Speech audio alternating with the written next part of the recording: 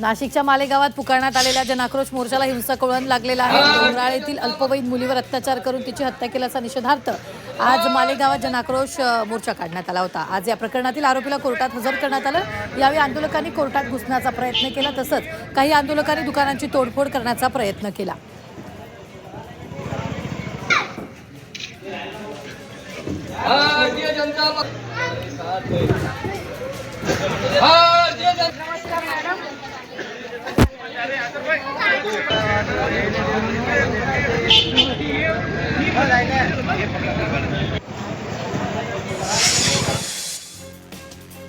हिंगोली नगरपालिका निवडणुकीत भाजपला धक्का बसला। हिंगोली पालिकेच्या प्रभाग क्रमांक 17 मधील भाजपाचे अधिकृत उमेदवार गजानन सोनुळे यांनी उमेदवारी अर्ज मागे घेतला।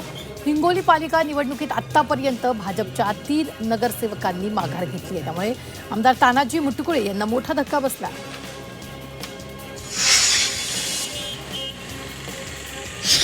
वर्ध्याच्या हिंगणघाट नगर परिषदेत भाजप कार्यकर्त्यांनी बंडखोरी केल्यामुळे भाजपाची डोकेदुखी वाढली। भाजपनं नयना तुळसकर यांना उमेदवारी दिली आहे, मात्र उमेदवारी न मिळाल्यानं छाया सातपुते आणि जया प्रेम बसंतांनी यांनी अपक्ष लढण्याचा निर्णय घेतला आहे। उमेदवारी अर्ज मागे घेण्याच्या कारणावरून नांदेड जिल्ह्यातील हिमायतनगरमध्ये राष्ट्रवादी आणि शिवसेना उद्धव बाळासाहेब ठाकरे पक्षामध्ये राडा झालाय। उमेदवारी अर्ज मागे घेण्याच्या शेवटच्या दिवशी हिमायतनगरमध्ये गोंधळ झाला। या वादामुळे काही काळ तणावाचं वातावरण निर्माण झालं।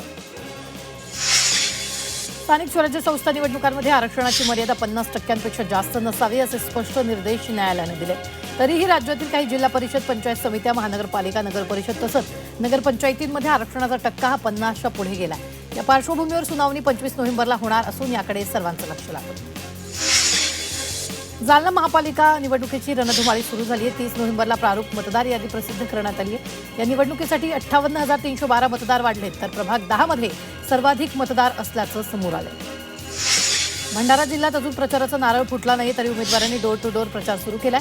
उमेदवार जास्तीत जास्त लोकांच्या घरापर्यंत पोहोचून मतदारांना काम पूर्ण करण्याबाबत आश्वासन दिलं जातं। राज्य निवडणूक आयोगानं छत्रपती संभाजीनगरमध्ये मनपा निवडणुकीसाठी 11,18,000 मतदार पात्र असल्याचं नमूद केलं। त्यात 58,000 मतदार दुबार आहेत। 15 दिवसात प्रत्येक दुबार मतदाराची चौकशी करून त्याचं नाव एका ठिकाणाहून काढलं जाणार आहे।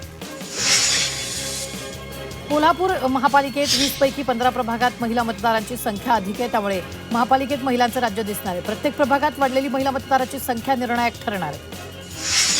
पुणे महापालिका निवडणुकीसाठी पुण्यात 9.25 लाख मतदार वाढलेत। गेल्या निवडणुकीच्या तुलनेत मतदारांची संख्या प्रचंड वाढली आहे। यावर्षीच्या प्रारूप यादीमध्ये 35,51,469 इतके मतदार संख्या आहेत, तरी या निवडणुकीत 165 नगरसेवक निवडून येणार आहेत। लातूरमधील औसामध्ये नगरपरिषद निवडणुकीच्या प्रचाराचा नारळ फोडून शुभारंभ करण्यात आलाय। लातूर जिल्ह्यातील 4 नगरपरिषद आणि एका नगरपंचायतीच्या निवडणुकीत कमळ फुलणार असा विश्वास यावेळी आमदार अभिमन्यू पवार यांनी व्यक्त केला। हिंगोलीत भाजपला आणखी एक धक्का बसलाय। प्रभाग क्रमांक 9 मधील विजय काळे या उमेदवारांनी निवडणुकीत माघार घेतली आहे। या नगरपरिषद निवडणुकीतून विजय काळेंनी वैद्यकीय कारणास्तव माघार घेतल्याचं स्पष्ट केलं। चाकणमध्ये नगरसेवकपदी राष्ट्रवादी काँग्रेसचे प्रकाश भुजबळ आणि वर्षा शेवकरी यांच्या बिनविरोध निवड झाली आहे, तर शिवसेनेचे नितीन गोरे नगरसेवक म्हणून बिनविरोध निवडून आले। काही उमेदवारांनी अर्ज मागे घेतल्यानंतर या बिनविरोध निवडी झालेल्या आहेत। पुण्यातील राजगुरू नगर परिषदेत सुप्रिया पिंगळे यांची बिनविरोध निवड झाली आहे। राजगुरू नगर परिषदेत शिवसेनेनं महिला आरक्षित वार्डात अतुल देशमुख यांच्या नेतृत्वाखाली सुप्रिया पिंगळे यांची निवड झाली आहे। अतुल देशमुखांनी शिवसेनेत प्रवेश केल्यानं शिवसेना पूर्ण ताकदीनं राजगुरू नगर परिषदेच्या निवडणुकीच्या मैदानात उतरेल। कृषीमंत्री दत्ता भरणे अमरावती दौऱ्यावर असताना त्यांच्या वाहनांच्या ताफ्याला युवक काँग्रेसच्या कार्यकर्त्यांनी काळे झेंडे दाखवले। भरणे यांच्या विरोधात यावेळी जोरदार घोषणा देण्यात आल्या।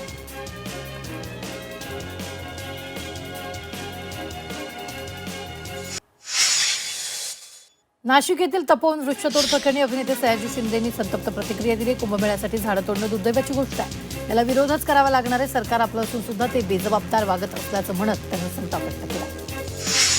डोंगराळे गावातील महिला आणि विद्यार्थिनीची मंत्री गिरीश महाजन यांनी भेट घेतली। आरोपीला कठोरात कठोर शिक्षा देऊन मालेगावातील चिमुरडेला न्याय द्यावा अशी मागणी गावातील महिलांनी केली आहे। विठ्ठलाच्या नगरीला आंतरराष्ट्रीय दर्जाचं तीर्थक्षेत्र बनवण्यासाठी राज्य सरकार प्रयत्न करते, अशी भूमिका पालकमंत्री जयकुमार गोरेंनी मांडली।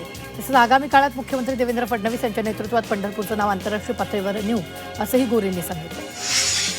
विलासराव देशमुख यांच्या काळातही निलंग्यावर अन्याय झाला आणि पालकमंत्री असताना अमित देशमुख यांनीही निलंग्यावर अन्यायच केला असा थेट आरोप संभाजी पाटील निलंगेकर यांनी केलेला आहे। डीपीडीसीच्या निधीवरून खासदार प्रणिती शिंदे आक्रमक झाल्याचं पाहायला मिळते. टक्केवारी मिळत नसल्यानं डीपीडीसीचा निधी थांबवल्याचा गंभीर आरोप खासदार प्रणिती शिंदेंनी सोलापूरचे पालकमंत्री जयकुमार गोरेंवर केला. त्याला भाजपकडूनही चोख प्रत्युत्तर देण्यात आलंय. लोणावळा नगर परिषद निवडणुकीत एक मोठी आणि निर्णायक राजकीय घडामोड समोर आली. मावळचे आमदार सुनील शेळके यांच्या प्रयत्नांना मोठं यश आलंय. लोणावळ्यात राष्ट्रवादी काँग्रेसला राष्ट्रवादी काँग्रेस शरदचंद्र पवार गटानं बिनशर्त पाठिंबा दिला. सुनील शेळकेंनी याबाबतची माहिती दिली आहे. नाशिकच्या मालेगावमधील डोंगराळ इथं एका 3.5 वर्षीय मुरडीवर एका नराधमानं अत्याचार करून त्याची हत्या केली. घटनेमुळे संतप्त नागरिकांनी मोर्चा काढला. यावेळी पोलिसांनी लाठीचार्ज केला. सध्या मालेगावात तणावपूर्ण शांतता आहे.